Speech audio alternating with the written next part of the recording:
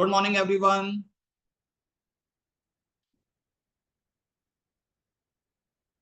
Good morning. Can you all please confirm whether you can hear me? Am I audible to everyone? Yes, sir. Hello, sir. Hello. Okay. Thank you very much for the confirmation. So let's start. So let me do a little bit of recap, right? So in the previous session, you learned what is Power BI. So can anybody tell me why do we use Power BI? To visualize interactive dashboard. क्यों बनाते हैं interactive dashboard हम? For reports. Reports क्यों बनाते हैं? To make data driven decision. ठीक है, main reason है हम रिपोर्ट बनाते हैं so that we can take good decisions, that too data oriented decisions, right? Very good. So और क्या पढ़ा था हमने? कॉलम चार्ट, ठीक है। What is the column chart? Vertical. So if I ask you what is data analytics, so you all are doing a course on data analytics, right? So what is data analytics?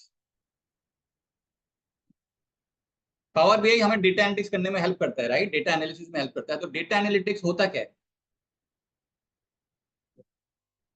Analysis of the data, जो अभी आपने बोला था, to generate insights so that we can take good decision. Very good, ठीक है। ऐसे आपसे question पूछा जा सकता है। जो पावर बीआई करता है वही डेटा एनालिटिक्स है, correct? So if I try to explain you through a diagram, एक डायग्राम के थ्रू अगर मैं समझाऊं कि डेटा एनालिटिक्स होता क्या है, तो let's try to C.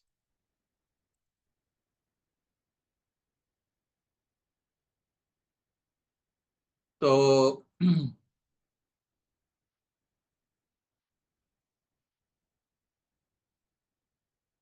This is called as data analytics.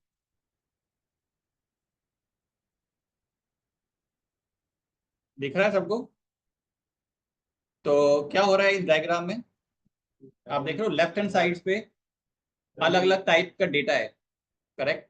For example, different type of data sources are there. For example, I have some data on SQL, I have some data on Twitter, I have some data on in any other place like Excel भी हो सकता है, messages भी हो सकते हैं, कुछ भी डेटा हो सकता है, ठीक है? वो डेटा जा रहा है and we are generating insights or we are creating visuals or charts. So this is called as data analysis, from data to business insights. This is what we are doing, okay? अब हमने पढ़ लिया कि ये data analysis है, data analytics है, where we convert raw data into business insights so that we can assist decision making process. अब इस डेटा एनालिटिक्स के भी लेवल्स होते हैं, ठीक है? तो let's try to see what is the first level. So the first level of analytics is called as descriptive analytics, okay? तो descriptive analytics क्या होता है? Descriptive analytics answers questions about what has happened based on historical data.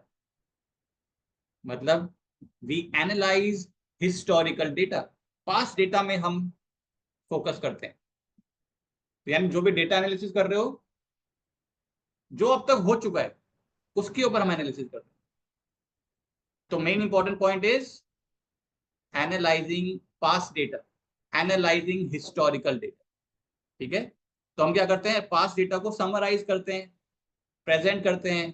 तो यानी हम क्या बनाते हैं? रिपोर्ट्स बनाते हैं, डैशबोर्ड्स बनाते हैं, ठीक है? तो main important point, first point, कैसा क्वेश्चन आंसर करता है descriptive analytics? What has happened based on the historical data. Techniques involve summarising large semantic models to describe outcomes to stakeholders. Key performance metrics are developed to track the success or failure of key objectives, ठीक है? तो main क्या है कि हम, हमारा output क्या होता है? हम बना क्या रहे होते हैं? Generate reports. हम कंपनी के लिए रिपोर्ट्स बनाते हैं, ठीक है? या डैशबोर्ड्स बनाते हैं, आप कह सकते हो। और उसका ऑब्जेक्टिव क्या है? समराइज करना हिस्टोरिकल डेटा को, ठीक है। That is what descriptive analytics is all about. Is that clear to everyone? So main important point, we analyze historical data and we create reports and dashboards. That is our end product. क्या क्या tools available हैं descriptive analytics के लिए? हमारे पास tools क्या क्या available है market में? एक तो आप पढ़ ही रहे हो, टैबल्यू है। तो descriptive analytics में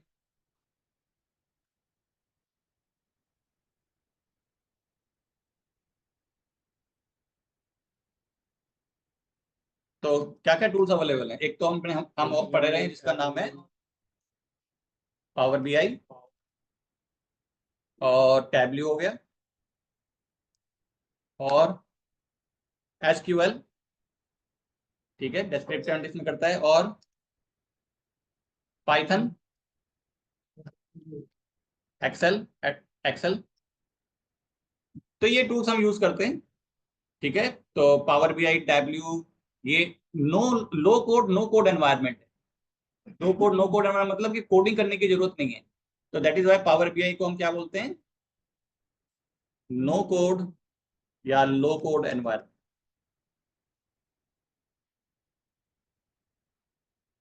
ड्रैग एंड ड्रॉप करो, आपका काम हो जाएगा, ठीक है। सेम टैबल्यू है। SQL is a code programming language, ठीक है। SQL is a programming language. Power BI coming up.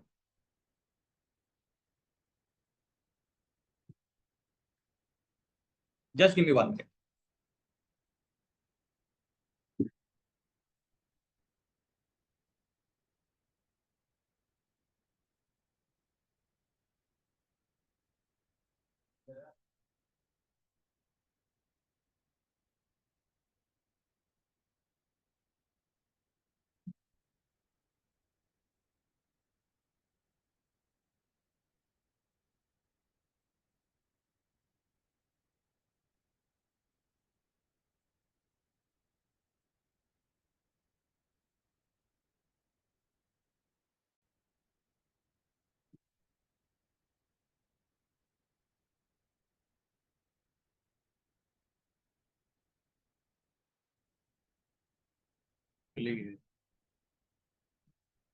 Wire लगा दो यार, ये तो ही पड़ी।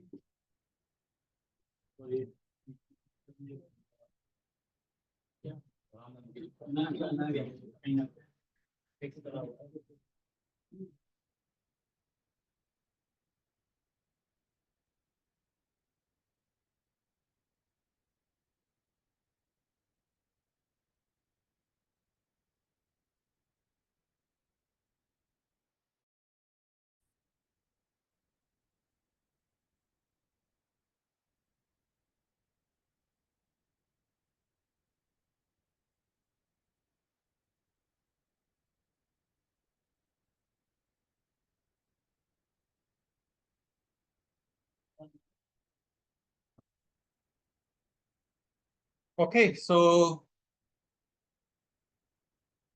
तो एसक्यूएल एक प्रोग्रामिंग लैंग्वेज है और पाइथन क्या है? वो भी एक programming language.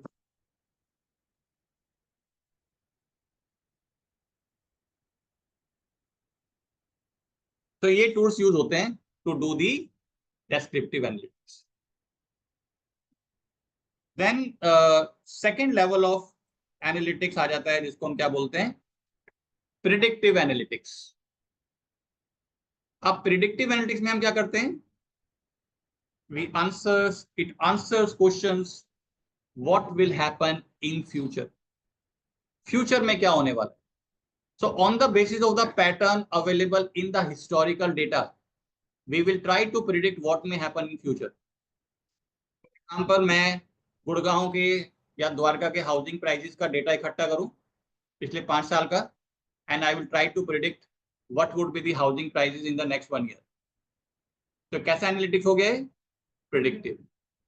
I will collect the data about the health parameters of patients and I will try to predict who is at the risk of developing diabetes। For example, मैं collect करूं आपका blood pressure कितना है, आप कितने घंटे exercise करते हैं, आप मील्स कितने लेते हैं, आप स्लीप कितना लेते हैं, और मैं एक मॉडल बना दूं जो प्रिडिक्ट करेगा कि आप कितने रिस्क में फॉर डेवलपिंग डायबिटीज और cancer. Once again prediction, that is called as predictive. Similarly मैं कस्टमर्स का डेटा इकट्ठा करूं and then I create a model जो बताएगा कि who can be a fraudulent customer, who can be a defaulter in future. तो ये जो लोन सैंक्शन करते हैं बैंक्स, उनके लिए ये हेल्पफुल हो सकता है कि मैं आपको प्रिडिक्ट कर दूं कि who can be a defaulter in future. तो उनके लिए बेनिफिशियल है. तो यहाँ पे हमारा फोकस होता है फ्यूचर में क्या होने वाला है. तो that is why this analytics is called as predictive analytics. So it utilizes historical data to identify trends, employing statistical and machine learning techniques. यानी मशीन लर्निंग टेक्निक्स यूज करते हैं टू क्रिएट मॉडल्स. ठीक है. तो जैसे हम descriptive analytics में हम क्या बना रहे होते हैं, हमारा एंड प्रोडक्ट क्या होता है, reports. So end product is report या dashboard. What about predictive analytics, उसमें हमारा एंड प्रोडक्ट क्या है, वो तो हम प्रिडिक्शंस कर रहे होते हैं, लेकिन हमारा एंड प्रोडक्ट क्या है, बना क्या रहे होते हैं, मशीन लर्निंग मॉडल्स. तो हम क्या बनाते हैं, मशीन लर्निंग मॉडल्स. तो यानी हमें मशीन लर्निंग आना चाहिए to create this kind of models. ठीक है. And this is our end product.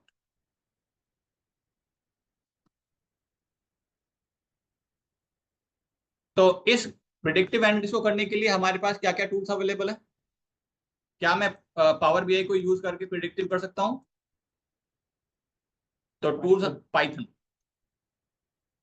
ठीक है. और एक और प्रोग्रामिंग लैंग्वेज का नाम सुना होगा, आर. तो R you can also use to do the predictive analytics. क्या हमारे पास लो कोड नो कोड के ऑप्शंस अवेलेबल हैं. yes, we have some good tools available now in the market called as Azure machine learning. ठीक है. तो एक हमारा माइक्रोसॉफ्ट ने एक टूल बनाया है जिसका नाम है Azure machine learning.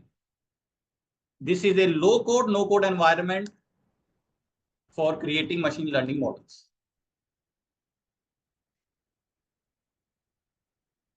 तो प्रोग्रामिंग लैंग्वेज के लिए पाइथन आर है, और अगर आप वो पाइथन नहीं सीखना चाहते तो लो code no code environment use कर सकते हैं called as Azure machine learning. ठीक है. I hope it is clear what is predictive analytics. Then the next level, और जिसको हम क्या बोलते हैं, prescriptive analytics. This is the third level, the most advance one. ठीक है. प्रिस्क्रिप्टिव में हम क्या करते हैं, प्रिस्क्रिप्टिव में हमारा कुछ मेन फोकस होता है, it answers questions about which actions should be taken to achieve a goal. मतलब प्रिडिक्टिव में तो हमने बस प्रिडिक्ट कर दिया कि फ्यूचर में ये होने वाला है, but that is not sufficient, that is not good enough. ठीक है. अब मैं आपको ये भी बताऊंगा कि आपको क्या करना चाहिए to optimise the result of the future. यानी फ्यूचर में आप रिजल्ट को बेटर कैसे कर सकते हो, what should you do right now. तो हम प्रिस्क्राइब भी कर रहे हैं. ठीक है. तो this is called as prescriptive which focuses on optimizing the result of the future. Optimising मतलब फ्यूचर के रिजल्ट्स को बेटर बनाना. ठीक है. तो मुझे पता है कि 5 साल के बाद मेरी सेल्स डाउन होने वाली है बिकॉज मार्केट में डिमांड कम हो जाएगी इस प्रोडक्ट की. तो करना क्या चाहिए, वो प्रिस्क्रिप्टिव में आ गया. ठीक है. तो प्रिस्क्रिप्टिव का सबसे इंपॉर्टेंट है, क्या ऑब्जेक्टिव है हमारा प्रिस्क्रिप्टिव में,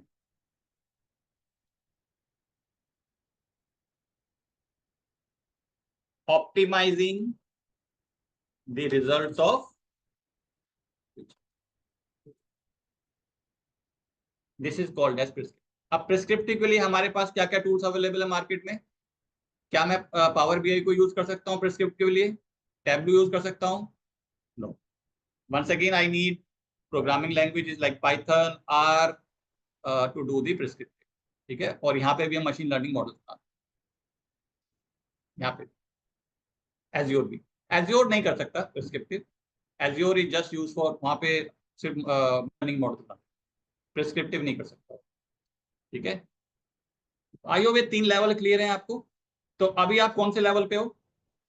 descriptive, where you are learning how to analyse past data.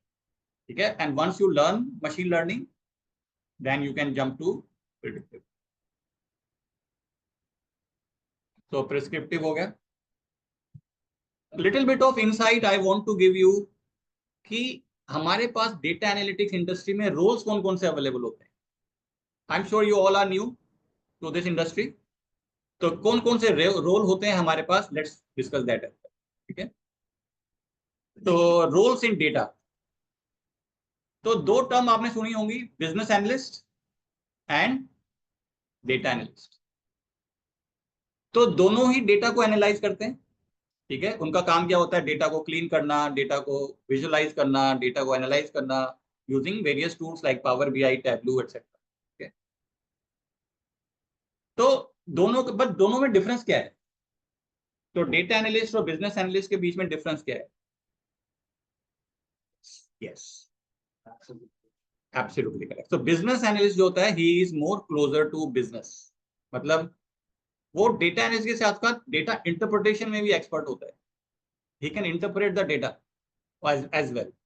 तो डेटा को एनालाइज करना ही सफिशिएंट नहीं है, उसके अंदर से इंटरप्रिटेशन करना इज ऑल्सो इंपॉर्टेंट। ठीक है, तो he is more closer to business, but he can also do whatever the data analyst does.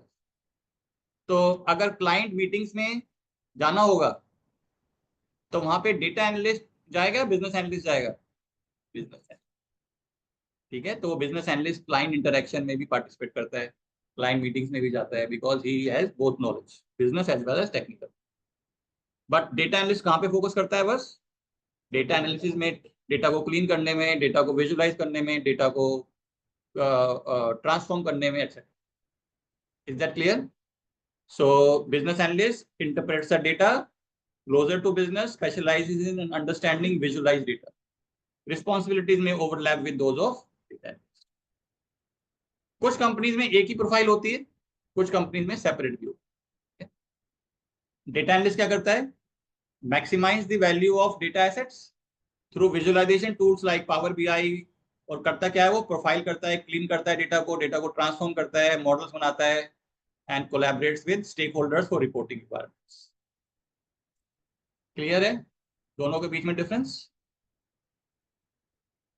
Then एक और रोल होता है डेटा एनालिटिक्स इंडस्ट्री में, जिसका नाम है डेटा इंजीनियर। अब डेटा इंजीनियर का काम क्या होता है? अब डेटा इंजीनियर का काम ये है कि जो भी डेटा हमने कलेक्ट किया है उसको प्रॉपर तरीके से कंपनी में स्टोर करा जाए,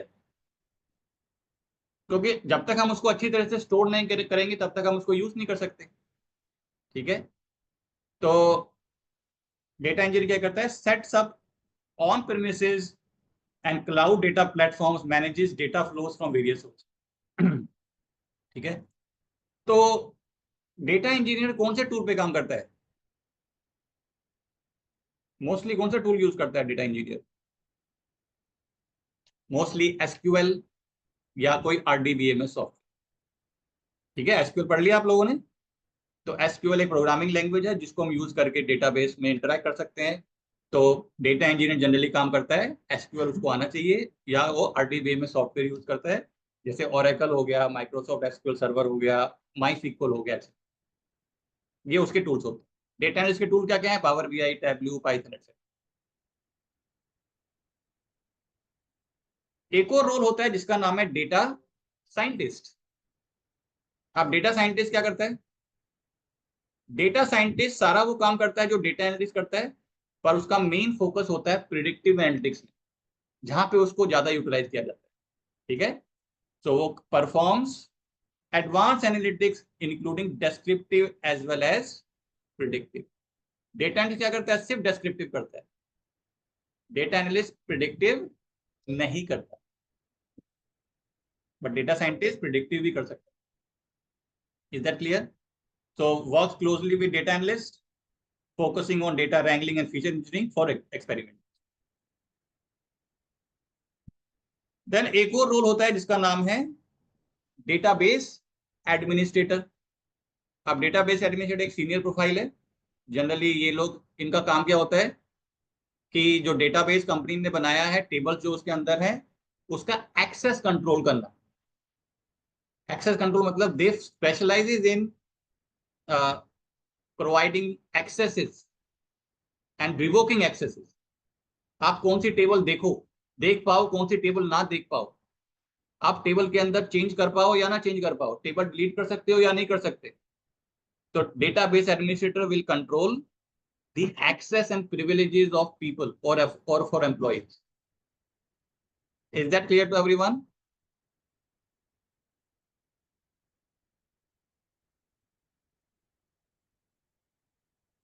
Another thing, एक चेयर के लिए बोल दीजिए आप। आई थिंक चेयर आ जाएगी ना यहाँ पे।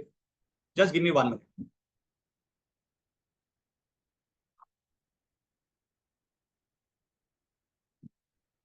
ओके, तो अब डेटा एनालिस्ट की प्रोफाइल को समझ लेते हैं। तो थोड़ा हमने उसके बारे में पढ़ा। तो डेटा एनालिस्ट मेन क्या क्या काम करता है? सबसे पहले वो क्या करता है? प्रिपेयर। क्या वो सीधे डेटा विजुअलाइजेशन स्टार्ट कर देता है क्या वो? तो सबसे पहले वो क्या काम करेगा? Data preparation. तो डेटा प्रिपरेशन में क्या क्या आ गया? Data cleaning. डेटा को, अगर डेटा के अंदर प्रॉब्लम्स होती हैं तो क्या क्या प्रॉब्लम हो सकती है डेटा के अंदर, कोई बताएगा मुझे? इनकंसिस्टेंसीज में क्या क्या आ सकता है? फॉर्मेट इनकरेक्ट है, वेरी गुड। और क्या प्रॉब्लम हो सकती है डेटा में? डुप्लीकेसी हो सकती है, तो डुप्लीकेट भी हटाने पड़ेंगे हमें। और ब्लैंक्स, नल वैल्यूज, और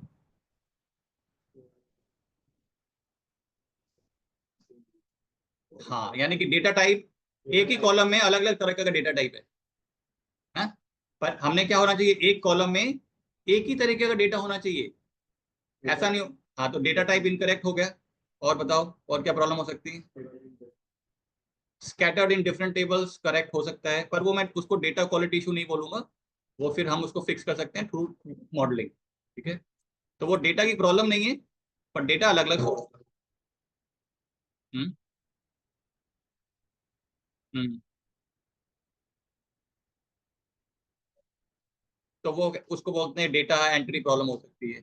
ठीक है, और बताओ, और क्या डेटा क्वालिटी इश्यूज क्या क्या हो सकते हैं? और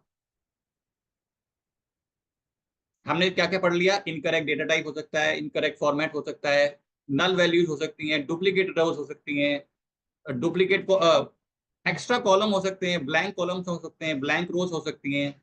और क्या हो सकता है? हाँ, इनकरेक्ट फॉर्मेट नहीं आ गया वो, करेक्ट। आउटलायर का नाम सुना है? आउटलायर्स हो सकते हैं। What is an outlier? Extremely big and extremely small value, right? हाँ, एबनॉर्मली हाई।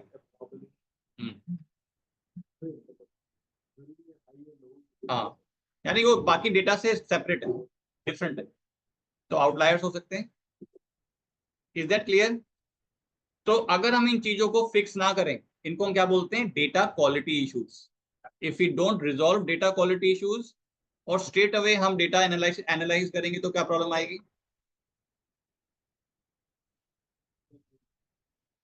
Incorrect result.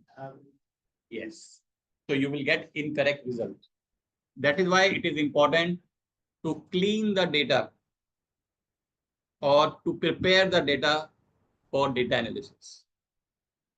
ठीक है, तो ये सबसे पहला काम है डेटा एनालिस्ट का, डेटा प्रिपरेशन। और डेटा प्रिपरेशन में डेटा एनालिस्ट का अराउंड 60 to 70% टाइम कंज्यूम होता है, because this is the most important time consuming step. Clear है? सेकेंड स्टेप आ जाता है डेटा एनालिस्ट में, जिसको हम क्या बोलते हैं? मॉडल। What is model? अब जैसे आपने बोला कि अलग अलग सोर्सेज में डेटा है, अलग अलग टेबल्स में डेटा है, तो आप उन टेबल्स के बीच में रिलेशनशिप्स बनाते हैं, लिंक्स बनाते हैं। ठीक है, so that you can use all the tables in your data analysis, and that step is called as modelling. And what is modelling? Creating relationship between tables. Is that clear? Third step क्या आ गया? Visualisation. हम analysis जो हमने किया है उसको हम प्रेजेंट करते हैं through charts and graphs. Modelling में मान लीजिए मेरे पास, let's try to see an example.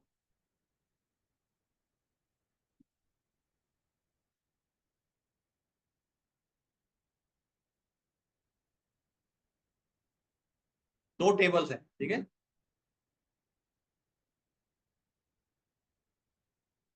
ये टेबल है कस्टमर,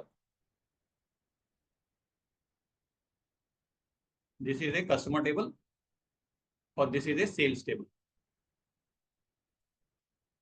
ठीक है। अब कस्टमर टेबल में एक कॉलम है जिसका नाम है gender. Just excuse my writing, ठीक है। तो कस्टमर टेबल में एक कॉलम है जिसका नाम है जेंडर, और सेल्स टेबल में एक कॉलम है जिसका नाम है सेल्स। तो सेल्स एक अलग टेबल में है, सेल्स टेबल के अंदर, और जेंडर कॉलम एक अलग टेबल में है जिसका नाम है कस्टमर टेबल। अब मुझे देखना है कि मुझे सेल्स बाय जेंडर देखना है कि मेल से मेरे पास कितनी सेल्स आई है और फीमेल से मेरे पास कितनी सेल्स आई है। पर सेल्स अलग टेबल में, जेंडर अलग टेबल में। तो मैं उन दोनों कॉलम को एक साथ कैसे विजुअलाइज करूं और चार्ट बनाऊं, ठीक है। तो हम क्या करेंगे, इन दोनों टेबल के बीच में एक रिलेशनशिप बना देंगे on the basis of A common column, ठीक है। व्हेन यू डू दैट, आपके लिए दोनों टेबल एक ही डेटा सेट की तरह काम करेंगे। Although data is in two different tables, both tables will work like a unified data set for you.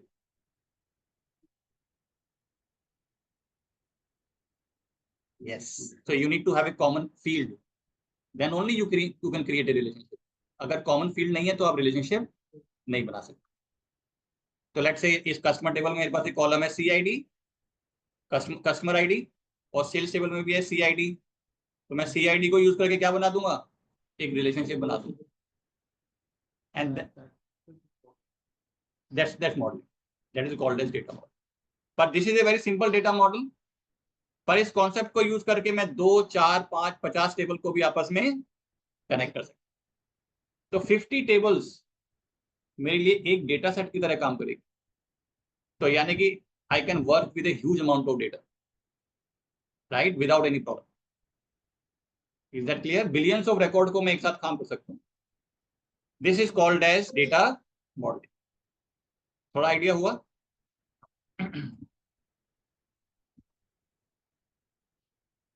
Then अगला स्टेप विजुअलाइजेशन। क्लियर है? मॉडलिंग के बाद हम क्या करते हैं, विजुअलाइजेशन। हम डेटा को प्रेजेंट करते हैं चार्ट्स के फॉर्म में, एनालाइज करते हैं, और लास्ट में हम उसको अपने जो हमने डैशबोर्ड्स और रिपोर्ट्स बनाई हैं उनको क्या करते हैं, मैनेज करते हैं। सो this is what the data analyst does. Is that clear? Power BI आप लोग पढ़ चुके हो, ठीक है, थोड़ा बहुत आइडिया हो गया। तो बेसिक चार्ट आपने बना लिए होंगे, बार चार्ट बनाया था, ठीक है। Do you want me to repeat? All good. Stack bar chart हो गया, pie chart, donut chart, funnel chart, funnel भी हो गया, रिबन, इंक्लूड एक्सक्लूड, ओके। तो आज हम यहां से स्टार्ट करते हैं, ठीक है। मैप इन पावर बीआई, ठीक है। तो पावर बीआई के अंदर अगर अपने डेटा को आपको मैप्स की फॉर्म में प्रेजेंट करना है तो आप कौन सा चार्ट बनाएंगे, मैप, ठीक है। मैप बनाने के लिए कुछ प्री रिक्विजिट्स हैं। क्या क्या प्री रिक्विजिट्स हैं? So what are the prerequisites? To create a map you need some geographical data. If you don't have geographical data, you cannot create a map. तो geographical data क्या क्या हो सकता है? Country, state, city, postal code, latitude, longitude, all these are examples of geographical data. तो आपके data set में geographical data होना चाहिए, सबसे पहले बात तो ये है, ठीक है, तब भी आप मैप बना सकते हैं। थर्ड थिंग जो थोड़ी एविडेंट भी है कि आपको इंटरनेट से कनेक्टेड होना चाहिए, क्योंकि जो मैप जनरेट होगा वो इंटरनेट से होगा। तो if you are offline you can not create a map, ठीक है। तो you should be connected to internet. तो रियल टाइम पे मैप जनरेट होता है गूगल से। Third thing, before you create map you should assign a data category,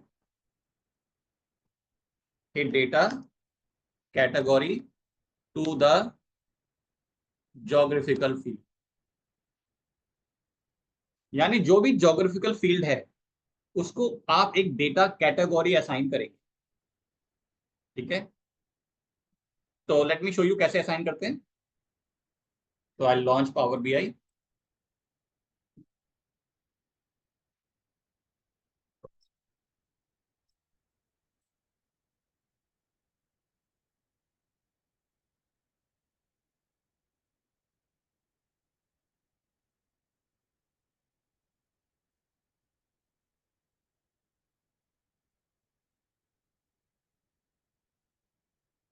तो हम सबसे पहले किस पे क्लिक करेंगे, ब्लैंक रिपोर्ट पे।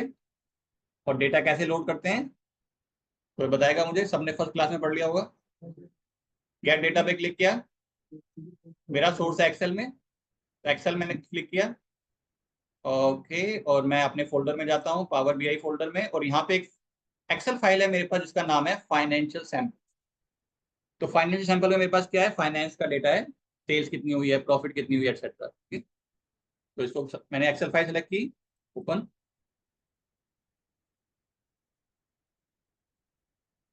मैं पहला टैब सेलेक्ट करता हूँ, ये मेरा फाइनेंशियल्स का डेटा रिव्यू आ गया। And then I have a button called as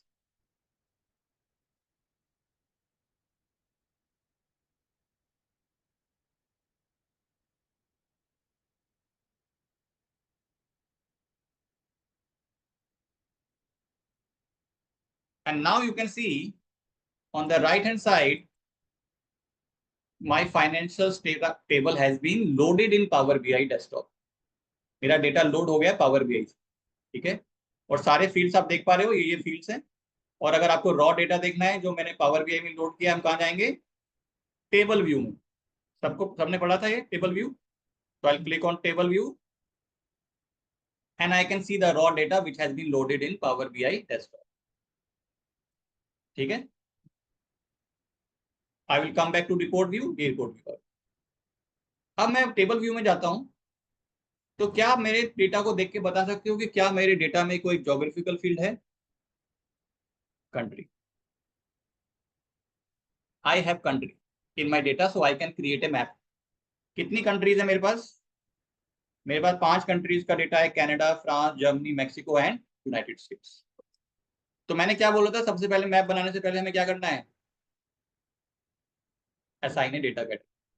तो कैसे करते हैं, आप कंट्री कॉलम पे क्लिक करेंगे और on the ribbon you have this option called as data category. अभी क्या आ रहा है, अनकैटेगराइज्ड। तो मैं इस ड्रॉप डाउन पे क्लिक करूंगा और मेरे पास कैटेगरीज आ गई। तो कंट्री है मेरे पास, तो मैं कौन सा ऑप्शन चूज करूंगा, कंट्री। वो काउंटी है, ठीक है। तो वही गलती करते हैं लोग, काउंटी चूज कर लेते हैं, ठीक है? हाँ नहीं, वो हो जाता है तो फर्स्ट टाइम के लिए। तो now you can see country आ गया डेटा कैटेगरी में। और जैसे ही मैंने ये किया, आप देखो मेरे कंट्री कॉलम के सामने ग्लोब सिंबल आ गया। नाउ पावर बीआई नोज कि this column has data, what type of data, country data, country की इंफॉर्मेशन है। Is that clear? This process is called as assigning a data category, ठीक है। एक और करते हैं data load, and this time once again you will do the assignment of data category. तो मैं सैंपल सुपर स्टोर भी लोड करता हूँ, एक डेटा और करता हूँ, गेट सेल वर्कबुक। और मैं एक और डेटा यूज कर लेता हूँ, सैंपल सुपर स्टोर, ऑर्डर्स। तो मैं एक और टेबल लोड कर रहा हूँ और उसके अंदर भी हम ये काम करेंगे, and now you will guide me. तो ऑर्डर्स भी आ गई, ये ऑर्डर्स डेटा है, तो इसके अंदर सबसे पहले ज्योग्राफिकल फील्ड आइडेंटिफाई करो। कंट्री है तो कंट्री एक ही है, तो इसको मैंने सेलेक्ट किया। डेटा कैटेगरी में गया, क्या चूज करूं? कंट्री। सिटी पे क्लिक किया, city is also geographical field. Drop down पे क्लिक किया, क्या चूज करें? सिटी। अगर आप अब यहाँ कंट्री कर दोगे तो क्या होगा? आपका मैप बनेगा, तो वो लॉस एंजलिस को कहाँ ढूंढेगा? कंट्री डेटाबेस में ढूंढेगा। ठीक है? नहीं, वो इनकरेक्ट आ जाएगा ना, क्योंकि जब मैं इसको कह रहा हूँ कि इस सिटी के अंदर कंट्रीज हैं। हाँ, कर सकते हो, लेकिन उस एरर कोई नहीं आएगा। ठीक है, लेकिन रिजल्ट्स आपके इनकरेक्ट आए। ठीक है, क्योंकि वो डेटाबेस कहाँ पे चेक करेगा? ये कंट्रीज का कंट्री डेटाबेस में चेक चेक करेगा। ठीक है? हैं? हाँ, तो ये जो कॉलम है इसको कहाँ ढूंढेगा? कंट्री में। पर सिटी के अंदर डेटा कौन सा है? सिटी वाला है। हाँ, उसको भी कंट्री में ढूंढेगा, लेकिन मैं इसको यहाँ पे कैटेगरी क्या चूज करूंगा? सिटी।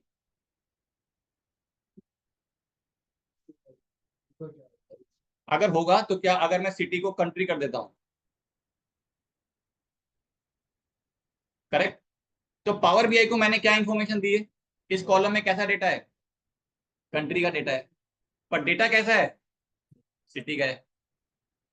तो क्या मैप ठीक बनेगा? नहीं बनेगा ना। तो इसीलिए कैटेगरी शुड बी रेलेवेंट, तो इसको मैं करूंगा city.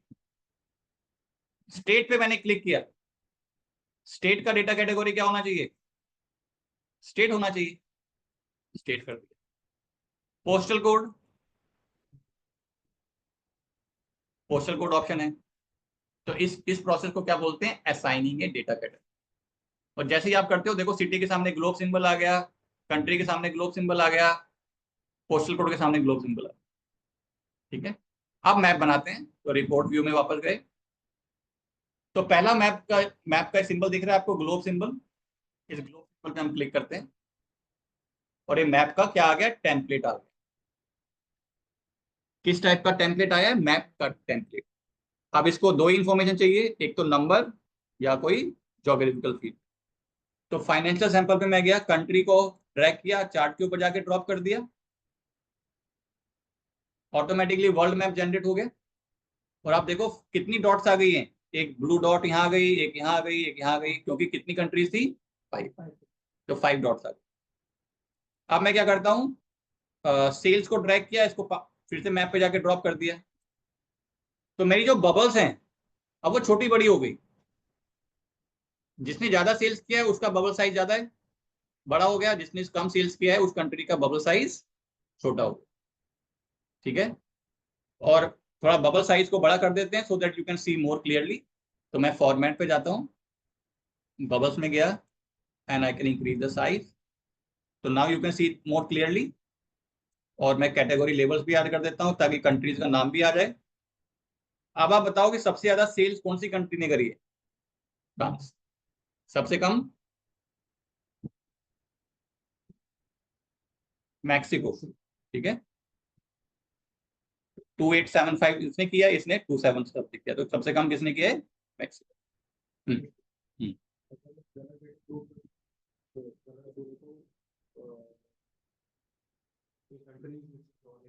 Hmm, hmm, hmm, hmm, hmm, hmm. It will not be able to show it on the map। ठीक है, वो मैप में शो नहीं कर पाएगा उसको, क्योंकि उसको मिलेगा नहीं ना वो कंट्री कहीं पे। ठीक है, तो that is it will not be able to visualise और show the data on the map. I hope it is clear. इस चार्ट का क्या नाम है? Bubble map. इस चार्ट का नाम है बबल मैप। ठीक है, अब एक चीज और देखते हैं। अब इसमें एक और ऑप्शन आ रहा है। अभी देखो कंट्री लोकेशन में क्या आ रहा है? कंट्री। और बबल साइज में क्या है? सम ऑफ सेल्स। अब एक और ऑप्शन है जिसका नाम है लेजेंड।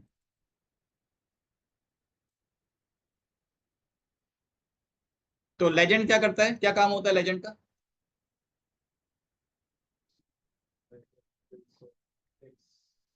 वो एक्चुअली पावर पॉइंट के रेफरेंस में बोल रहे हो आप कि वहाँ लेजेंड का ये मतलब हो गया। बाइफरकेट करना होता है सर। बाइफरकेट करना, तो पावर बीआई में लेजेंड का पर्पस होता है फर्दर बाइफरकेट करना, फर्दर डिवाइड करना। तो अब मैं क्या चाहता हूं, इन बबल्स को यानी कंट्री के डेटा को फर्दर बाइफरकेट करना चाहता हूं सेगमेंट के बेस। ठीक है, तो मैं क्या करूंगा, ये एक सेगमेंट है, इसको मैं ड्रैग करूंगा, कहां डाल दूंगा, लेजेंड, ड्रैग एंड ड्रॉप। तो देखो क्या होता है, तो सेगमेंट को मैंने ड्रॉप किया, कहां डाल दिया, every bubble has been further divided on the basis of segment. तो अगर मैं पूछूं आपसे कि फ्रांस में सबसे ज्यादा सेल्स कौन से सेगमेंट ने करी है, सेगमेंट के नाम ऊपर आ रहे हैं, स्मॉल बिजनेस, तो पिंक का सबसे बड़ा पाई है, slice is the biggest for pink, और पिंक किसके लिए बना है, स्मॉल बिजनेस। हाँ, is that clear to everyone? तो ये सारी पाई हमने पाइज को हमने फर्दर डिवाइड कर दिया किसके बेस पे, सेगमेंट के बेस। तो ये लेजेंड का काम, डिवाइड करना। Is that clear to everyone? Okay, so this is called as a pie chart, bubble map. अब इसके अंदर और फॉर्मेटिंग ऑप्शंस देखते हैं क्या क्या है। तो मैं फॉर्मेट में गया और सबसे पहले मैप सेटिंग में जाते हैं, स्टाइल देखते हैं, स्टाइल क्या क्या है। अब स्टाइल क्या होता है, जो मैप का जो बैकग्राउंड होता है उसको आप अपने हिसाब से चेंज कर सकते हैं। तो कौन कौन से स्टाइल्स अवेलेबल हैं पावर बीआई में, तो ये रोड है, बैकग्राउंड। रोड मतलब क्या होता है, वाटर को किस कलर से दिखाएंगे, ब्लू से, और लैंड को हम दिखा रहे हैं ऑफ वाइट कलर से। ठीक है, तो हम इसको मैं चेंज कर देता हूँ, इसको कर देता हूँ एरियल। एरियल ऐसा है, तो बैकग्राउंड आपका चेंज हो गया, इसको इस स्टाइल को हम बोलते हैं एरियल। फिर अगला है डार्क, ये डार्क है मतलब बैकग्राउंड आपका डार्क हो गया, मतलब नाइट व्यू। ठीक है, देन लाइट, लाइट मतलब बैकग्राउंड बहुत ही लाइट हो गया। Then this is called as grey scale, grey scale का मतलब क्या है, ब्लैक एंड व्हाइट, तो आपका ब्लैक एंड व्हाइट में बैकग्राउंड आ रहा है। और द लास्ट इज रोड, जो डिफॉल्ट होता है, इसमें वाटर को ब्लू से दिखाते हैं और लैंड को ऑफ व्हाइट। तो these are the styles available in for a bubble map. Then controls क्या क्या ऐड कर सकते हैं, देखो अभी ऑटो जूम है, आप जूम बटन्स भी ऑन कर सकते हो। मैं इसको ऑन करता हूँ तो आपके जूम बटन्स भी ऐड हो गए, प्लस माइनस। प्लस पे क्लिक करते ही आपका मैप जूम हो जाएगा, माइनस जूम आउट।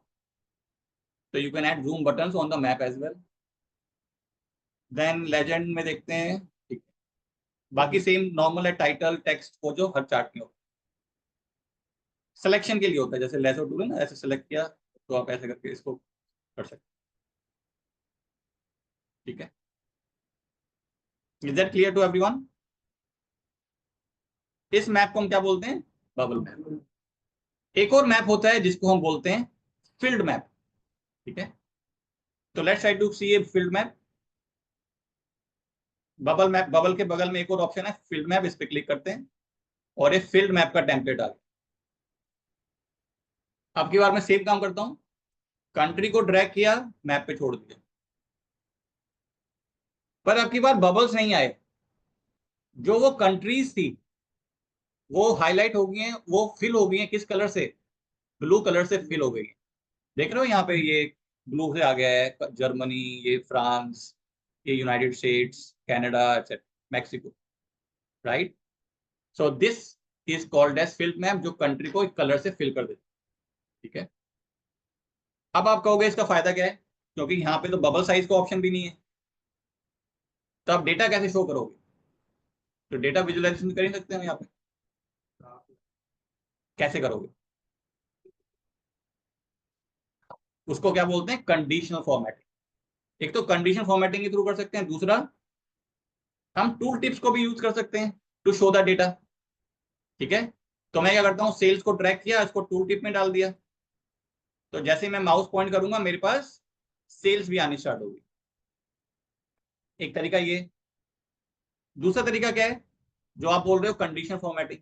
ठीक है, तो मैं क्या करता हूँ, फॉर्मेट यहाँ पे गया फॉर्मेटिंग में, और मेरे पास ऑप्शन है फिल कलर का, और फिल कलर में अभी क्या है, डिफॉल्ट ब्लू, ठीक है। और मेरे पास इसके बगल में ऑप्शन आ रहा है जिसका नाम है एफएक्स। एफएक्स का मतलब क्या है? Conditional format. तो मैं एफएक्स पे क्लिक करता हूं और मेरे पास कंडीशनल फॉर्मेटिंग का ऑप्शन आ गया। तो मैं एक कौन सा चूज कर लेता हूँ? ग्रेडियंट चूज कर लेता हूँ और अपना ग्रेडियंट बना लेता हूँ। ग्रेडियंट मुझे ये वाला नहीं चाहिए, मैं कर देता हूँ रेड और हाई वैल्यू मैं कर देता हूँ ग्रीन। तो मैंने अपना एक कस्टमाइज ग्रेडियंट बना लिया, रेड टू ग्रीन। रेड का मतलब क्या है? जितना ज्यादा रेड होगा उतना लो वैल्यू है, और जितना ज्यादा ग्रीन कलर है, डार्क ग्रीन, उतना ही ज्यादा हाई वैल्यू। तो मैंने क्रिएट कर लिया अपने लिए। फिर ऑप्शन पूछ रहा है which field should V base this on. तो मैं यहाँ चूज कर लेता हूँ फाइनेंशियल्स का, सेल्स के बेसिस पे मेरा ये ग्रेडियंट बनाओ। किस फील्ड को यूज करेगा वो ग्रेडियंट शो करने के लिए? सेल्स को। मैं करता हूँ ओ। आप देख रहे हो कलर सबसे ज्यादा ग्रीन कहाँ दिख रहा है? ये फ्रांस, ठीक है। तो अब एक ग्रेडियंट आ गया है, तो यानी कि रेड टू ग्रीन। तो इस तरह से कर सकते हो। एक और मैप बनाते हैं अब की बार। तो मैं ऑर्डर्स डेटा को यूज करता हूँ। अब ऑर्डर्स डेटा में मेरे पास स्टेट का डेटा है, तो फिर से मैं फील्ड मैप डाल देता हूँ, जिससे ज्यादा और क्लियर होगा आपको। तो फील्ड मैप में मैंने अपने ऑर्डर से स्टेट को लिया था, स्टेट को डाल दिया। स्टेट को डालते ही किसका मैप बन गया? यूनाइटेड स्टेट्स का, क्योंकि सारे स्टेट्स कहाँ के हैं? यूएस के हैं। तो स्टेट्स आ गए। फिर से मैं जाता हूँ फॉर्मेट में, फिल कलर। फिल कलर में fx to do the condition formatting. फिर से मैं चूज करता हूँ ग्रेडियंट, और मैं किस फील्ड के बेस पे करता हूँ? ऑर्डर्स टेबल के सेल्स को यूज कर लेता हूँ। और फिर से अपना ग्रेडियंट, अपना जो मुझे पसंद है वो बनाना था, red to green.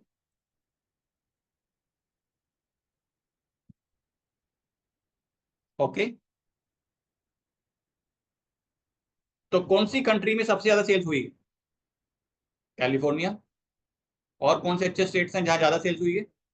New York, Texas, Washington, जो कि वहां ग्रीन का आ रहा है कलर, और जहां रेड है वहां कम sales. This is called as conditional formatting in case of a map, right? हाँ जी।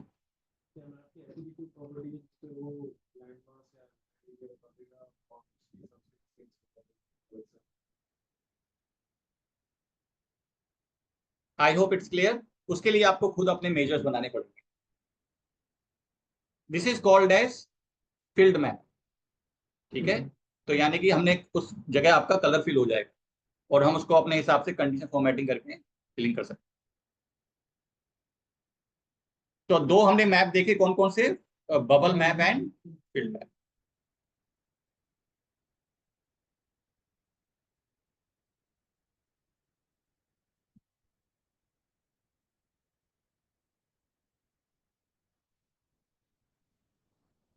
टेबल। तो टेबल से आप लोग पहले फैमिलराइज होंगे, आप लोगों ने एक्सेल कर लिया होगा। तो हम टेबल कब बनाते हैं? जब हमें डेटा को रोज एंड कॉलम की शेप में शो करना होता है। पावर बीआई में टेबल के नाम का भी एक चार्ट है। तो अगर आपको टेबल की फॉर्म में कोई डेटा शो करना है तो आपको कौन सा चार्ट बनाना है? टेबल, ठीक है। तो let's try to see table कैसे बनाते हैं। एक नया हमने पेज ऐड किया, और यहाँ पे एक आपको ये ऑप्शन दिख रहा है, नाम है टेबल। टेबल पे क्लिक किया और ये हमारा एक चार्ट है। अब टेबल के केस में हमारे पास एक ही ऑप्शन आ रहा है जिसका नाम है कॉलम्स, ठीक है। तो जो भी कॉलम आपको शो करने हैं आपको ड्रैग एंड ड्रॉप करना है, दैट्स ऑल। तो लेट मी डू दैट। तो मैं फाइनेंशियल्स को यूज कर लेता हूँ। कंट्री को ट्रैक किया, यहाँ पे छोड़ दिया। सेगमेंट को ट्रैक किया, यहाँ पे छोड़ दिया। प्रोडक्ट को ट्रैक किया, यहाँ छोड़ दिया। ओके, प्रोडक्ट को रहने देता हूँ, सेल्स को लिया। सेल्स लिया, यहाँ सेल्स आ गया। प्रॉफिट लिया, प्रॉफिट आ गया। आपका टेबल बनता जा रहा है, ठीक है। ड्रैग एंड ड्रॉप करना है आप। फॉर्मेटिंग कर लेते हैं। फॉर्मेट ऑप्शन में गए, सबसे पहले स्टाइल देखते हैं। यहाँ पे स्टाइल्स क्या क्या अवेलेबल। स्टाइल का मतलब बैकग्राउंड, नन। नन करते ही बैकग्राउंड क्या हो गया, बैकग्राउंड में कुछ भी नहीं। बाय द वे थोड़ा वैल्यूज इंक्रीज कर लेता हूँ, 10 से थोड़ा बड़ा कर लेते हैं, थोड़ा क्लियरली दिखे। अब क्लियर है? ओके। तो नन फिर करते हैं मिनिमल। मिनिमल ऐसा दिख रहा है बैकग्राउंड। बोल्ड हेडर, मतलब आपके हेडर क्या हो गए, बोल्ड हो गए। ऑल्टरनेटिंग रोज, एक रो शेडेड है दूसरी unshaded, this is called as alternating rows. Contrast alternating rows, यानी कि ऑल्टरनेटिंग रोज कॉन्ट्रास्ट कलर से यूज हो रही है, this background is called as contrast alternating rows. Flashy rows, यानी आपकी रोज एक ब्राइट कलर से यूज हो रही है, ठीक है, flashy rows. Bold header with flashy rows, तो हेडर भी बोल्ड हो गए और आपके रोज फ्लैशी कलर से यूज बन रहे हैं। स्पार्स, ये स्पार्स है, यानी बैकग्राउंड में कुछ भी नहीं है। एंड कंडेंस, ये कंडेंस है, जैसे एक्सेल होता है वैसे आ गया। तो ये बैकग्राउंड है हमारे पास अवेलेबल, इनको हम स्टाइल बोलते हैं किस केस में, टेबल विजुअल के लिए। Is that clear? तो मैं वापस अपने नॉर्मल पे आ जाता हूं, जो हमारा था डिफॉल्ट, ये डिफॉल्ट। तो थोड़ा हेडर्स हम इंक्रीज कर देते हैं। तो let me go to the headers. Style हो गया, कॉलम हेडर्स को भी बढ़ा देते हैं थोड़ा सा, ठीक है। किस चीज को? हाँ सेंटर पर, ये आगे center। ये राइट है, ये सेंटर।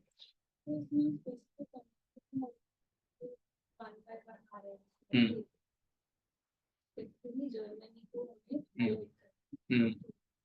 Condition formatting. तो आप लोगों ने एक्सेल में पढ़ा होगा कंडीशन फॉर्मेटिंग, कि कंडीशन के बेसिस पे हम बैकग्राउंड चेंज कर देते हैं, फॉन्ट कलर चेंज कर देते हैं। तो वो यहाँ पे भी अवेलेबल है, ठीक है। तो लेट्स ट्राई टू सी। सबसे पहले मैं इसका बैकग्राउंड कर देता हूँ नन, सो दैट कलर अच्छी तरह से दिखाई दे। तो मैं स्टाइल पे जाता हूँ, इसको कर देता हूँ, ठीक है। अब लेट्स से हमें कंडीशन फॉर्मेटिंग करनी है पावर बीआई, कैसे करेंगे? आप यहाँ पे जाएंगे स्पेसिफिक कॉलम, और स्पेसिफिक कॉलम में आपके पास किसके बेसिस पे मुझे कंडीशन फॉर्मेटिंग करनी है? लेट से मुझे करनी है प्रॉफिट के base.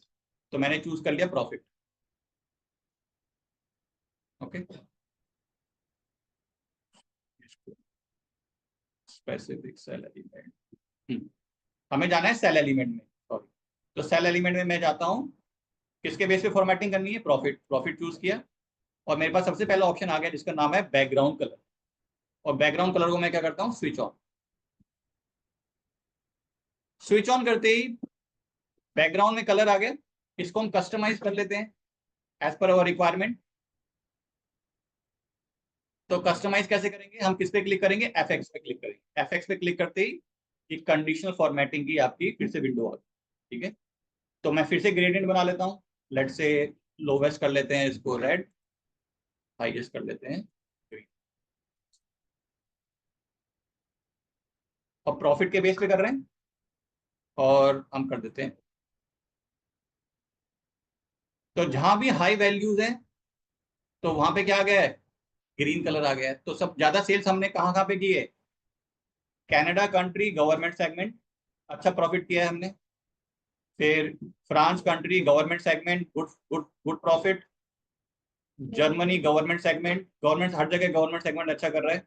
Mexico government segment, US channel partner, and US government segment. Is that clear to everyone? So this is called as condition formatting using the background color, ठीक है। तो मैं इसको स्विच ऑफ कर देता हूँ, वापस नॉर्मल आ गया। अगला ऑप्शन है फॉन्ट। अभी हमने बैकग्राउंड चेंज किया था, now you will change the colour of the font depending upon the background, ठीक है। तो फॉन्ट को ऑन करते हैं, फिर से एफएक्स आ गया। एफएक्स पे क्लिक करते ही आपका वही आ गया। तो अब की बार मैं ग्रेडियंट चूज नहीं करता, अब की बार रूल बना लेते हैं। आप रूल बनाते हैं एक्सेल में, तो वही मैं अब की बार रूल बनाता हूँ। रूल पे क्लिक किया, और मैं रूल का मेरे पास यहाँ पे ऑप्शन आ गया।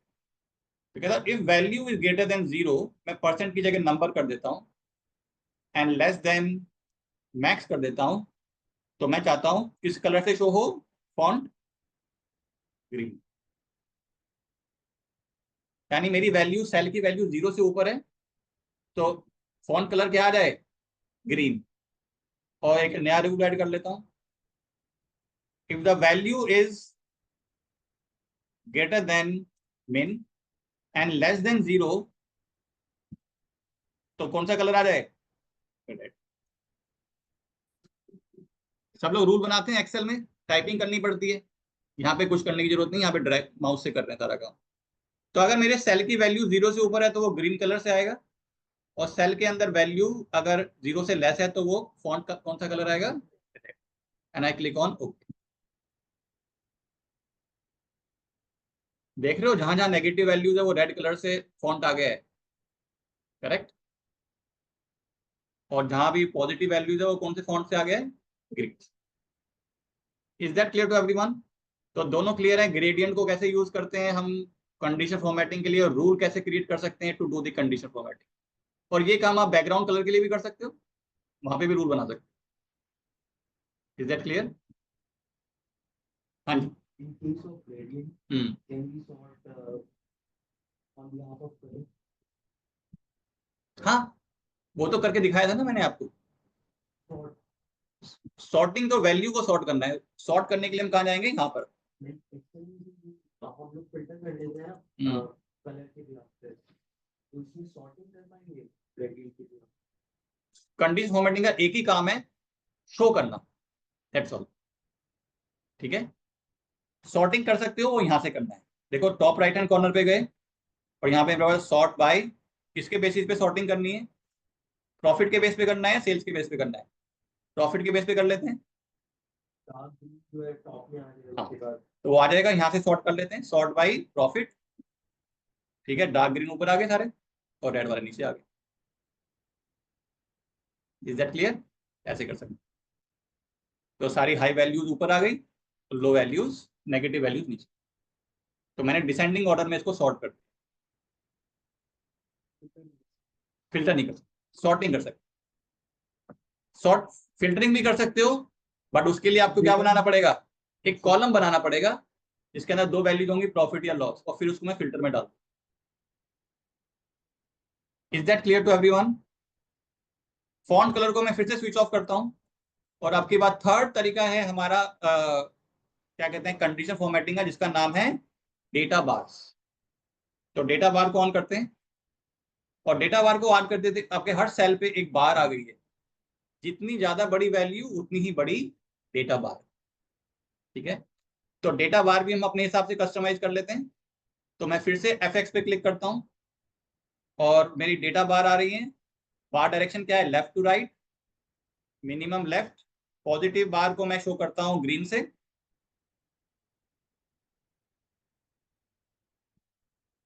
और नेगेटिव बार को किससे शो करना चाहता हूं, रेड। आप देख रहे हो नीचे वाली रेड बार आ रही है, और ऊपर सारी blue green bars. This is called as data bar, जो आप ऐड कर सकते हो टेबल के अंदर। क्लियर है? डेटा बार स्विच ऑफ कर देता हूं। अगला ऑप्शन है जिसको बोलते हैं आइकॉन्स। आप कंडीशन फॉर्मेटिंग कर सकते हो by adding icons as well. ठीक है, तो अब की बार इसको स्विच ऑन करता हूं। अब की बार आइकॉन्स आ गए हैं, राइट। इसको भी कस्टमाइज कर लेते हैं। तो F6 पे क्लिक किया, तो अभी कौन सा स्टाइल यूज हो रहा है, डायमंड, ट्राइंगल और सर्कल वाला। आप चेंज कर सकते हो अपने हिसाब से, आइकॉन्स चूज कर सकते हो। ठीक है, तो मैं कौन सा चूज करूं, ये वाला यूज कर लेता हूं। ठीक है, तो आप देखो जो भी वैल्यू 67% से ऊपर है उससे ग्रीन चेक मार्क से शो होगा। 33% और 67% के बीच में एक्सक्लेमेशन मार्क, और 33% से लेस है उसको हम किससे शो करेंगे, रेड क्रॉस से। ठीक है, and click okay. Is that clear? तो ऑटोमेटिकली आपके आइकॉन्स ऐड हो गए हैं। हाई वैल्यूज किससे आ गई हैं, green check mark, middle value इस वाले से, और जो लो वैल्यूज हैं वो red. So this is called as doing condition formatting using icons. जैसे ये automation ऐड किया है, तो मैनुअली करना पड़ेगा, वो आपको मैनुअली लेजेंड बना सकते हो। ठीक है, एक टेक्स्ट बॉक्स नाम का इसमें फील्ड ऑप्शन होता है, वहां पे आप मैनुअली टाइपिंग करके शो कर सकते हो। हाँ, तो वो आपको मैनुअली एक लेजेंड ऐड करना पड़ेगा।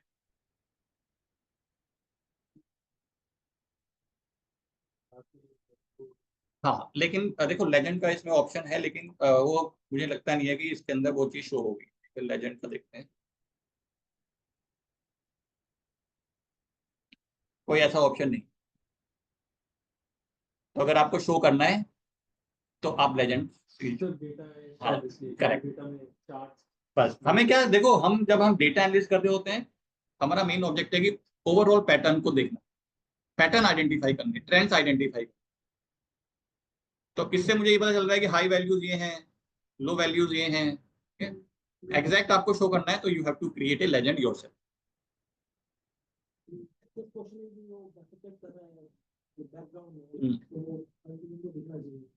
तो आप क्रिएट कर सकते हो टेक्स्ट बॉक्स को। ठीक है, is that clear? Okay, now table हमने कर लिया। एक इंपॉर्टेंट टॉपिक करते हैं। Let's try to see drilling options available in power BI। ठीक है, ड्रिलिंग ऑप्शंस क्या क्या होते हैं। ओके, तो हमने अभी क्या क्या चार्ट बना लिया, अपने मैप्स बना लिए।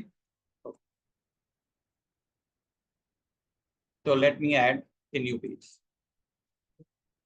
तो सबसे पहले मैं आपको एक चीज दिखाना चाहता हूँ, मैं एक कॉलम चार्ट ऐड करता हूँ और एक्स एक्सिस पे मैं डाल देता हूँ कंट्री।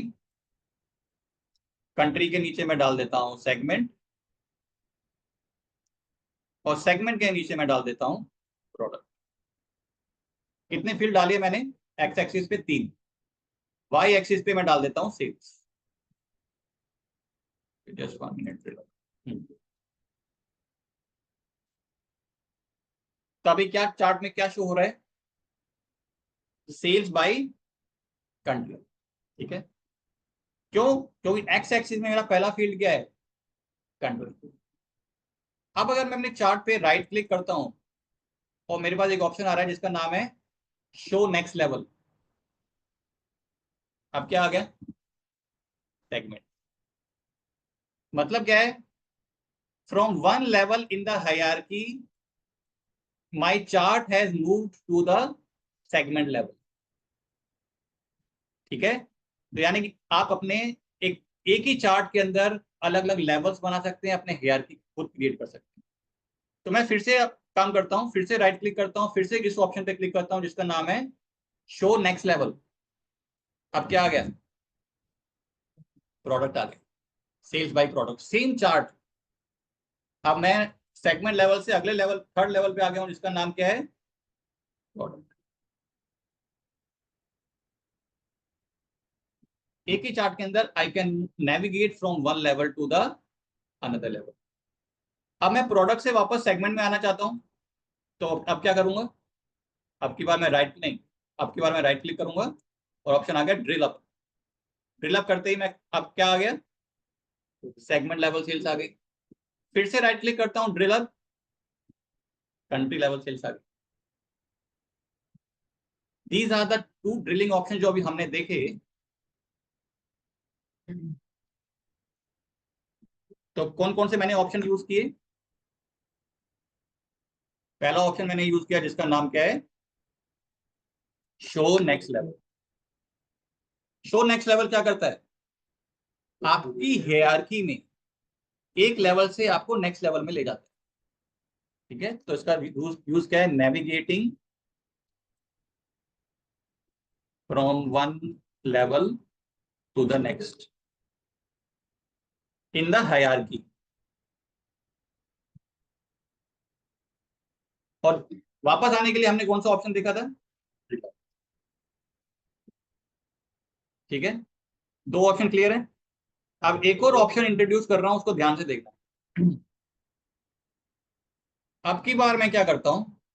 राइट क्लिक करता हूं और अब की बार मैं थर्ड ऑप्शन यूज करता हूं जिसका नाम है एक्सपैंड टू नेक्स्ट लेवल। अब ये क्या करता है? ट्राई टू सी। क्या चीज नोटिस करी आपने? शो नेक्स्ट लेवल और एक्सपैंड टू नेक्स्ट लेवल के बीच में क्या डिफरेंस?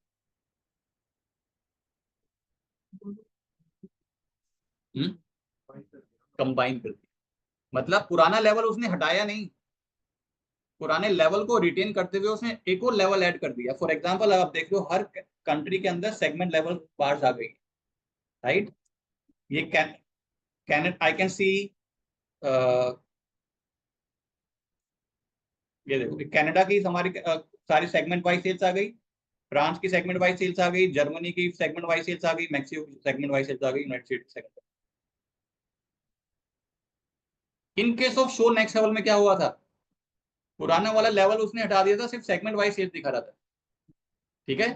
तो ये ऐड करता जाएगा अगला लेवल आपके पुराने वाले व्यू, ठीक है? और आपकी बात एक बार और कर दूंगा, show expand to next level, तो क्या होगा?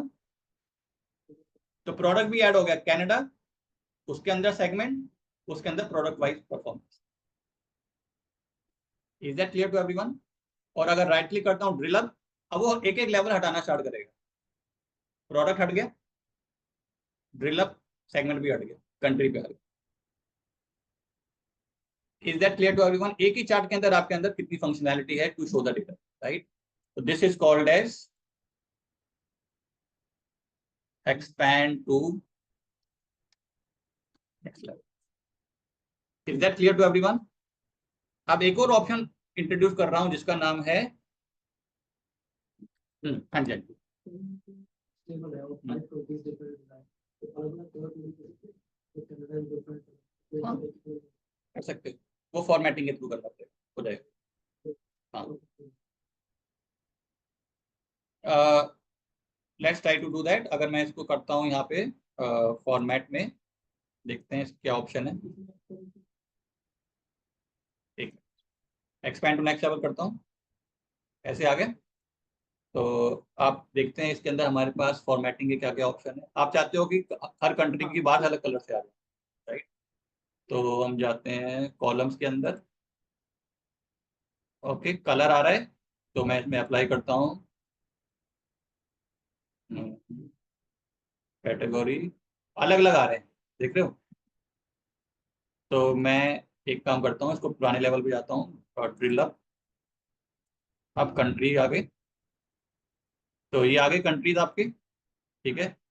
तो मैं चाहता हूँ कनाडा को किस कलर से शो करूँ, ऐसे ऐसे कर सकते हो, अलग कलर आ गया कनाडा का, फ्रांस, ठीक है, एक इसको कर लेते हैं पिंक कलर से, ठीक है? अब शो करते हैं next level, expand to next level, नहीं वो नहीं आ रहा, ठीक है? तो आपको अगर इंडिविजुअली करना पड़ेगा, मैनुअली, ठीक है? मतलब तो वैसे आ रहा है यहाँ तक, मैं वापस इसको ब्लू कर दूँ। Okay, so far clear to everyone? तो अभी हमने क्या देखा? अब अगला ऑप्शन देख रहे हैं जिसका नाम है ड्रिल डाउन। तो ड्रिल डाउन क्या करेगा?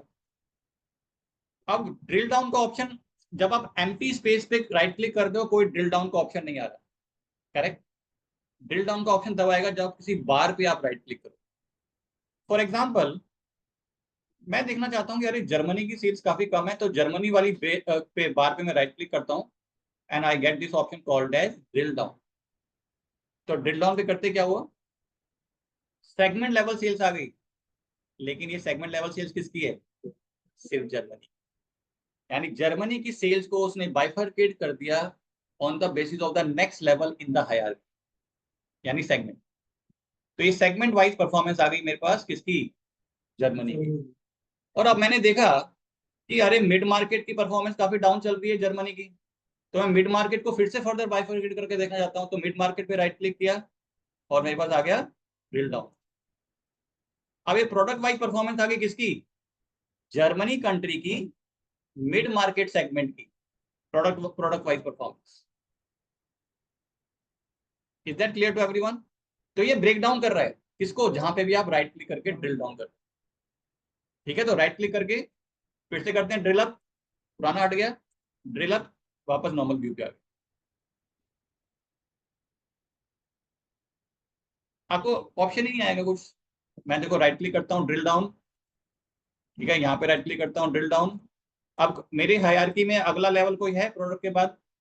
अगर मैं राइट क्लिक करता हूँ तो कोई आया ड्रिल डाउन का ऑप्शन, ठीक है, क्योंकि 3 ही लेवल है मेरे पास हायरार्की में। आई होप इट इज क्लियर, ये 4 ड्रिलिंग ऑप्शंस, ठीक है। तो छोटे छोटे वर्ड का डिफरेंस है, ड्रिल अप अलग है, ड्रिल डाउन अलग है, एक्सपेंड टू नेक्स्ट लेवल अलग है, शो नेक्स्ट लेवल अलग है, ठीक है। Until can you hierarchy of y-axis? Y axis में हायरार्की नहीं बना सकते, क्योंकि वाई एक्सिस तो नंबर है ना। Like sales, profit. हाँ, लेकिन वो तो हायरार्की नहीं हुई ना, वो तो 2 नंबर हो गए, करेक्ट। तो हायरार्की क्या होती है? आपके लेवल्स होते हैं, ठीक है, टॉप से बॉटम में जा रहे हैं, ऊपर से नीचे। Sales सबसे top number से अगर मैं बोलूं, अगर से लेकर सबसे ऊपर है।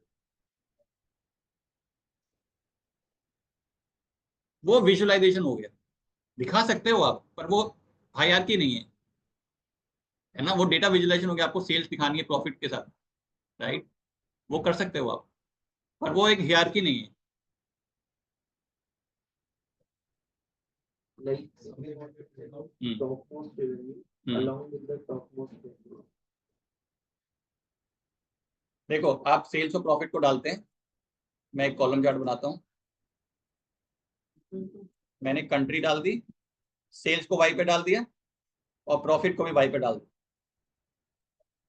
ऐसे आ गया, ठीक है। मतलब क्या है इस बात का? हाँ, तो ये हमारा प्रॉफिट है, ठीक है, पर इसको क्या हम हायरार्की बोलेंगे? हायरार्की नहीं बोलेंगे इसको, it's drill drill it's visualization I would say, ठीक है। ये हमने दिखाया कि कितना हमारा सेल्स का ये प्रॉफिट है, ये देखो। कोई आ रहा है ऑप्शन? नहीं आ रहा, क्योंकि हायरार्की कब होती है? जब ऊपर से आप नीचे जाते हैं, राइट। फॉर एग्जांपल सीईओ है, टॉप लेवल हो गया सीईओ, उसके नीचे आ गए डायरेक्टर्स, ठीक है, डायरेक्टर के अंदर बहुत सारे मैनेजर्स, टॉप से डाउन में जा रहे हैं, राइट, वो हायरार्की है। यानी प्रोडक्ट ऊपर, कैटेगरी, सब category, product. Drill down and exclude. Drill down exclude तो हटाने के लिए, यानी अपने चार्ट पे आपको क्या नहीं शो करना, टू फिल्टर आउट, क्या आपको फिल्टर आउट करना है, उसके लिए हम क्या यूज करते हैं? एक्सक्लूड। बेसिकली ड्रिल डाउन में जिसको हमें फिल्टर करना है, फर्दर बाइफरकेट करके देखना है या फर्दर डीप डाइव करना है, तो उसमें Drill down. डायरेक्टली डायरेक्टली कर सकते एक्सक्लूड में हमें पहले इंडिविजुअली सबको एक्सक्लूड हैं। करना हाँ, है। एक्सक्लूड मतलब क्यों आपने चार्ट पे आप क्या शो नहीं करना चाहते, which is outside of your scope. For example आप मान लीजिए कि रीजनल मैनेजर हो, आप देखना चाहते हो मैं यूनाइटेड स्टेट्स और जर्मनी का डेटा दिखाना चाहता हूँ, मैक्सिको का दिखाना नहीं चाहता, तो आप मैक्सिको के डेटा को क्या कर सकते हो? एक्सक्लूड कर सकते हो माउस से, ठीक है, as simple as that. I hope these drilling options are clear, ठीक है। अब एक और थोड़ा सा कंफ्यूजिंग वर्ड डाल दे रहा हूँ, आज काफी बार वर्ड यूज करेंगे, जिसका नाम है ड्रिल थ्रू। आप कहोगे ड्रिल वर्ड छोड़ नहीं रहे हम, तब ड्रिल थ्रू क्या करता है? How is it different from drill up, drill down, expand to next level, show next level, etcetera, ठीक है। Let's try to see an example. तो अब की बार मैं एक चार्ट बनाता हूँ। बाय द वे, ये ड्रिलिंग ऑप्शंस क्या सिर्फ कॉलम चार्ट के लिए अवेलेबल है? नहीं, ये बाकी अदर चार्ट्स के लिए भी अवेलेबल है, ठीक है। तो ये मैंने एक कॉलम चार्ट फिर से बनाता हूँ।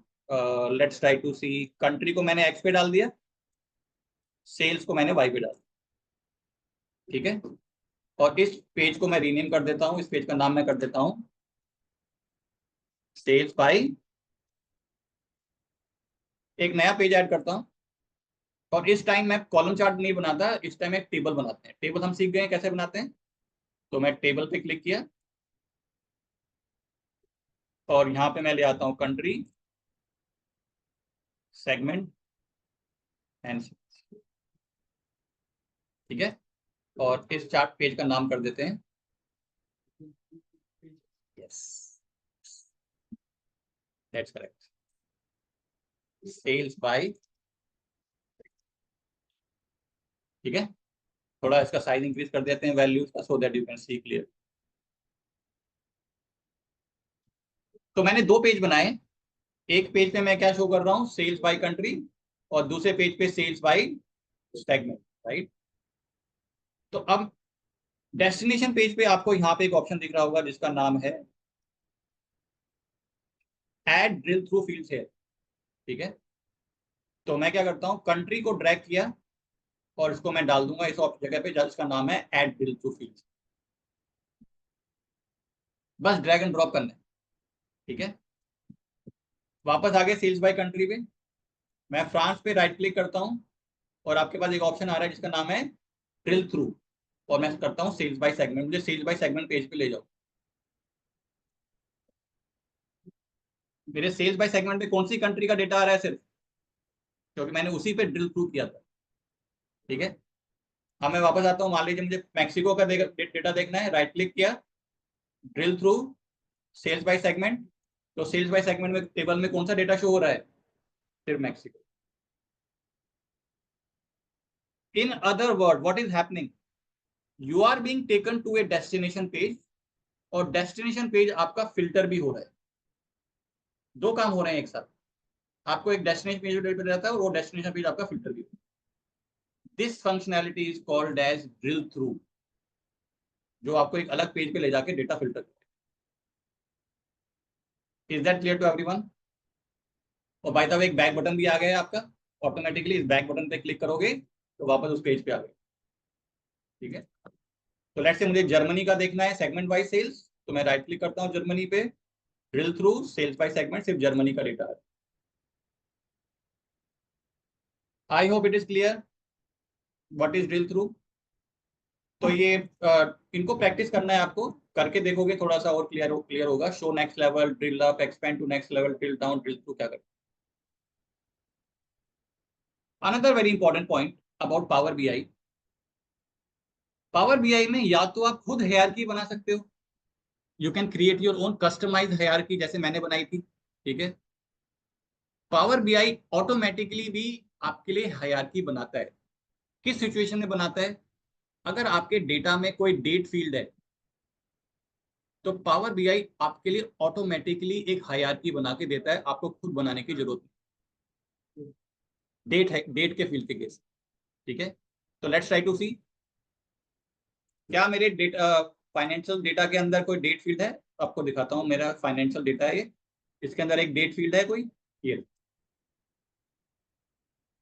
एक डेट फील्ड है, और मैंने बस डेटा को लोड किया है पावर बीआई में। तो पर आप देखो मेरे फील्ड में यहाँ पे एक डेट हायरार्की बन गई है, दिख रही है आपको। इसको मैं एक्सपैंड करता हूँ और डेट हायरार्की बन के आई है, इसको एक्सपैंड किया, I have year, quarter, month and day. अगर मुझे ईयर वाइज कुछ एनालिसिस करना है तो मुझे अलग से कोई फील्ड बनाने की जरूरत नहीं है, यहाँ से पिक कर सकता हूँ। वीक नहीं है, बस 4 लेवल देता है बाय डिफॉल्ट, वीक के लिए खुद बनाना पड़ेगा। 4 लेवल कौन कौन से देगा आपको वो, year, quarter, month and day. Is that clear? By default it creates a date hierarchy when you load any data, ठीक है। तो अब इसी को कर लेते हैं। तो अब मैं वापस जाता हूं अपने चार्ट पे,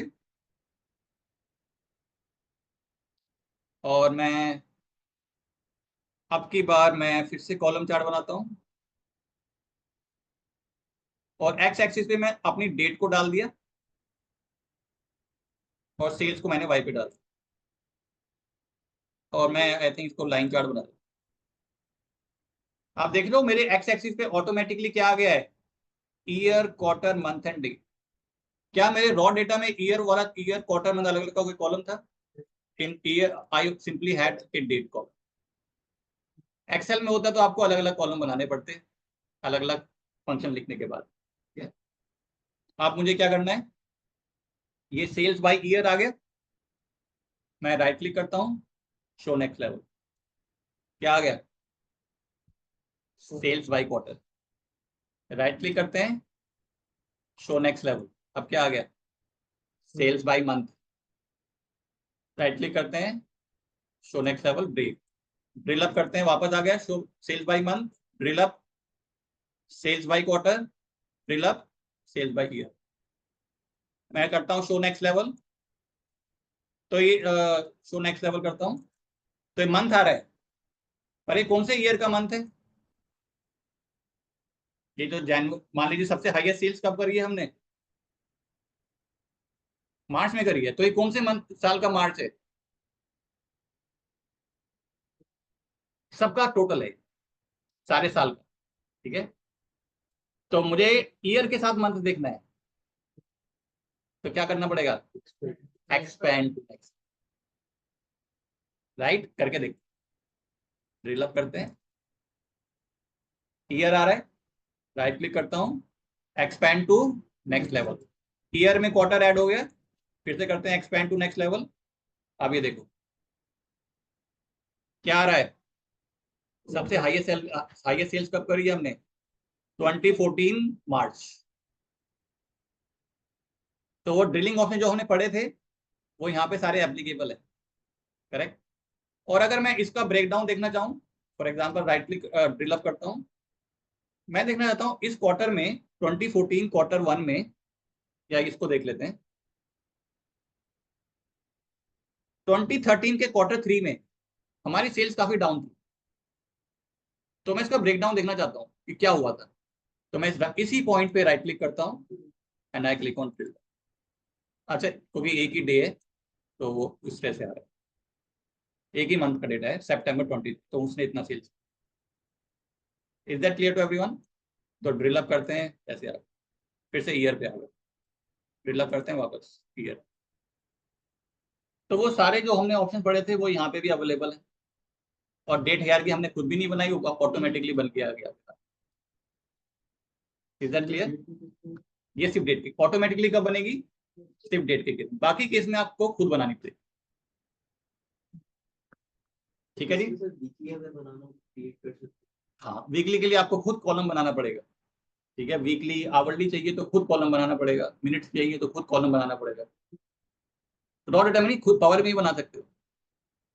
पावर बीआई में हम पढ़ेंगे जब हम डैक्स फंक्शंस पढ़ेंगे ना, तो पावर बीआई के अंदर आप फंक्शंस लिख सकते हो जैसे एक्सेल में आप लिखते हो, कुछ नहीं करना, वो सब यहाँ पे बनाओगे आप।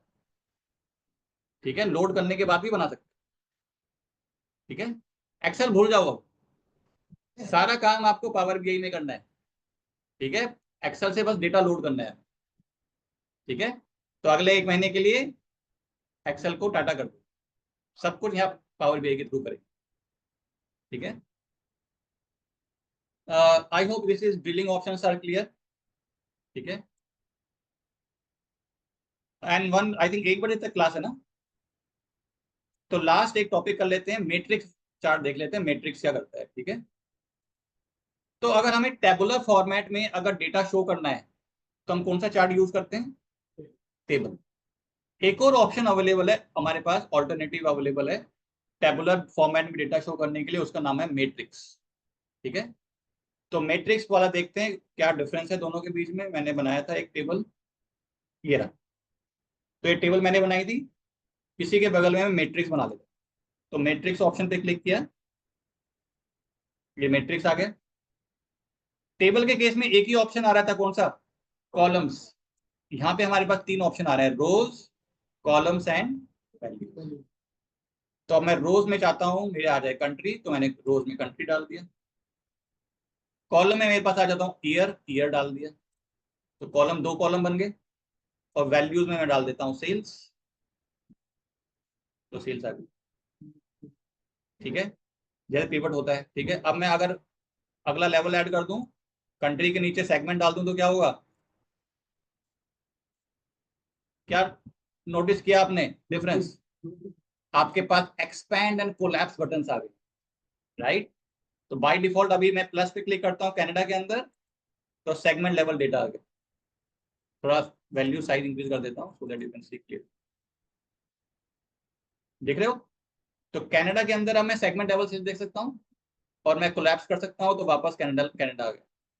तो these expand and collapse buttons were not available in case of table. Product भी डाल देते हैं, तो प्रोडक्ट को उठाया और सेगमेंट के नीचे डाल दिया। अब क्या होगा? मैं प्लस पे क्लिक करता हूं, अब सेगमेंट के अंदर के सामने भी प्लस साइंस आ रहे हैं, तो मैं चैनल पार्टनर को प्लस करता हूँ, product level sales. So this is matrix के अंदर आपके पास एक्सपेंड एंड कोलैप्स बटन आते हैं और वहां पे कॉलम का भी ऑप्शन आता है। और बाकी सारे जो कंडीशन फॉर्मेटिंग वाले हमने ऑप्शन देखे थे वो सब यहाँ पे अवेलेबल मैट्रिक्स के केस में। ठीक है, आइकॉन्स ऐड कर सकते हो, बैकग्राउंड कलर ऐड कर सकते हो, फॉन्ट कलर चेंज कर सकते हो, everything you can do here. So if you want to show the data in tabular format, you have two options in Power BI, table and matrix. ठीक है, तो before we end, shall I ask you some questions? देखते हैं आप answer कर पाते हैं। So if you want to compare categories, which chart will you create?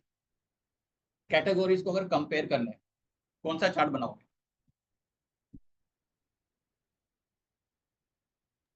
Pi chart? No, bar chart, stack bar chart, stack column chart. ठीक है, तो comparison के लिए हमेशा क्या बनाना है आपको? Stack bar chart, stack column chart, ये सब बना सकते हैं। ठीक है, अभी तक जितने पढ़े हमने उनकी बात कर रहे हैं। If you want to show the data in percentages और इन प्रोपोर्शंस, पाई चार्ट और donut chart. If you want to show a trend, which chart will you create? Line chart. If you want to do a time series analysis, which chart will you create?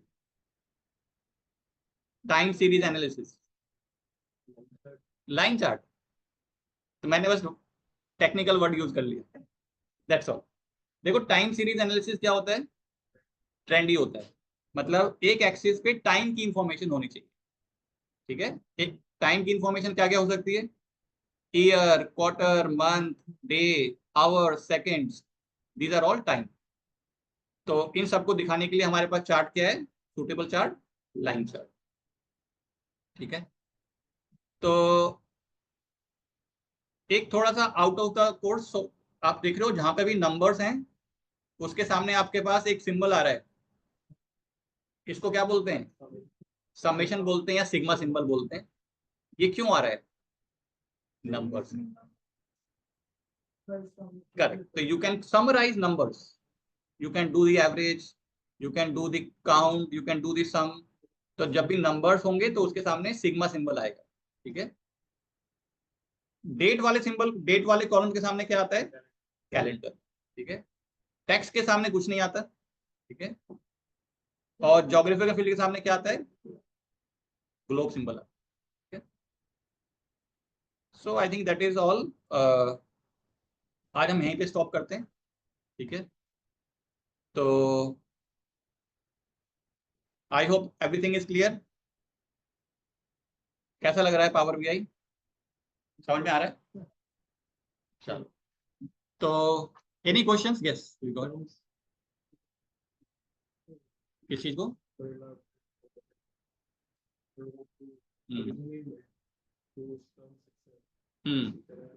ये तो power BI की terms है।